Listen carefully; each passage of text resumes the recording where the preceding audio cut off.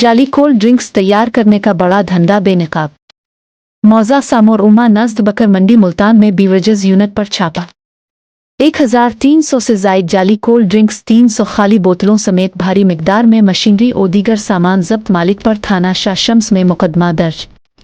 Vigilance team की इत्तला पर कार्रवाई अमल में लाई गई।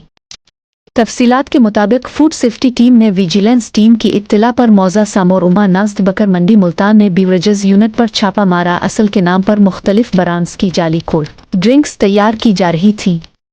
सैकड़ों बोतलें मशीनरी जब्त करके मालिक के खिलाफ FIR दर्ज करा दी गई। इस मौके पर DG पंजाब फूड अथॉरिटी का कहना था कि जालसाज माफिया के खिलाफ सख्त क्रैकडाउन जारी है। DG पंजाब फूड अथॉरिटी का मजीद कहना था कि अवाम के साथ धोखाधड़ी करने वालों को कोई रियायत नहीं दी जाएगी।